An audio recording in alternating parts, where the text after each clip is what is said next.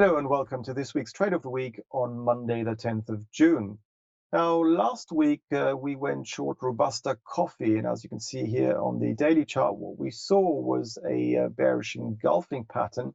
But because we do these on Mondays, I couldn't wait for a close below that pattern to be made.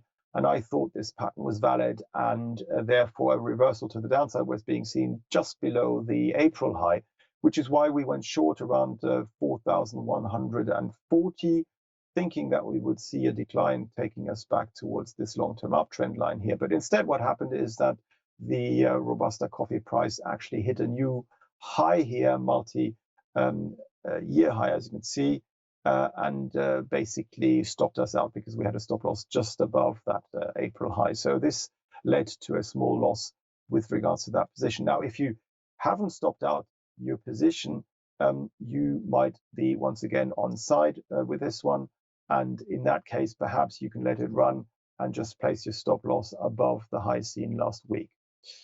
Now, with regards to this week, it's a very, very risky trade, and I wouldn't trade it. I wouldn't recommend trading it or anything like that. And it's only for very risk friendly, let's say like that, investors who don't mind getting stopped out from time to time and getting it wrong against the trend. But what I'm seeing is negative divergence on the daily and weekly charts on the Nasdaq 100.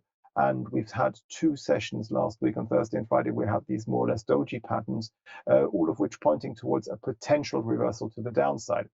Now, what I would do here is only go short if we were to fall through Friday's low at 18,903. Only a fall through there would potentially lead to a reversal to the downside being seen.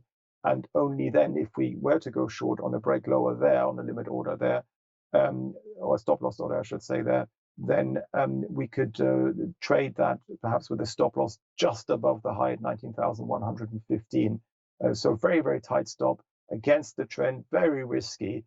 But if it works out, if our downside target is somewhere around the 18,200 mark, the reward to risk ratio is very, very positive. So from that point of view, you could perhaps look at this trade. This week's trade of the week is to go short the Nasdaq, but only once a fall through Friday's low has been seen, with a stop loss above last Friday's high and a downside target around the 18,200 mark.